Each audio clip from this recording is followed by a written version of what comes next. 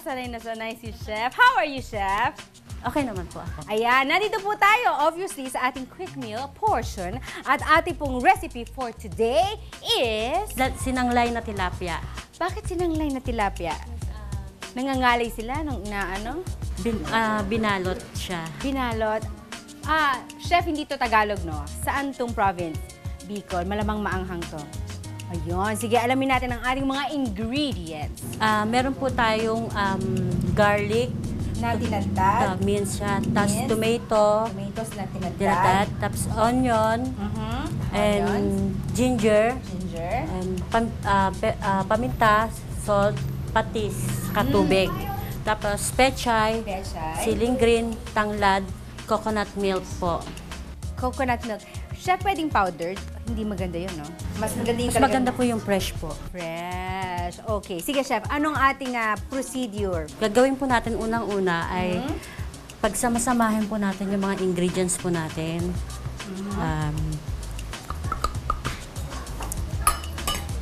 Ginger, garlic, onion, Smile. tomato po. Smile. Tapos po, lalagyan po natin siya ng seasoning po na pepper. Okay. Okay lang po siya. And salt po. Chef, bakit may salt na may patis pa? Bali po yung pinakalas po niya. Magkaibang flavor din ang binibigay ng salt and patis, no? Ito po, swak na swak po sa budget ng mga nanay. Opo. Napakasimple lang pong gawin. Kayang-kaya po ng mga nanay po sa bahay. Yan. Parang kayang-kaya ko na hindi ako masyadong magaling magluto. Halo-haluin lang po natin to.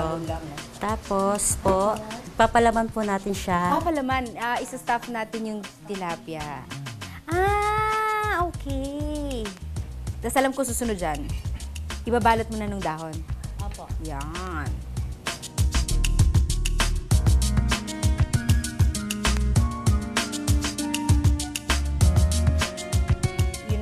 Stuff mo na. Tapos, susunod po natin yung pechay.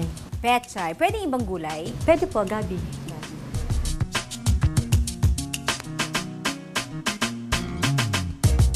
Ayun, tapos itatali na.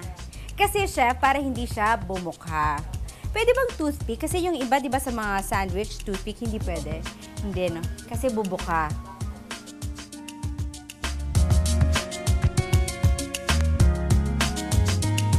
Tapos, lagyan po natin siyang siling green sa katanglad po.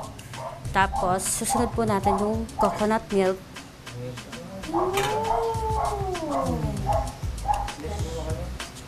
Tapos, onting tubig po.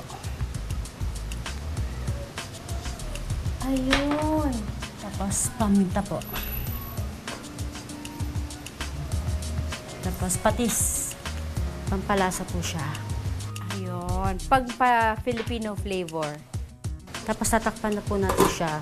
Hayaan lang po natin siyang kumulo.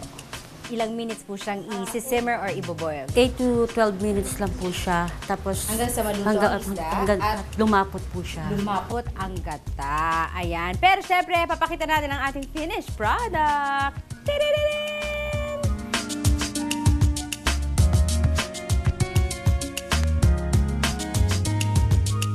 Sinanglay tilapia. Ayan. By Chef. Ayan. Titikman ko na, ha?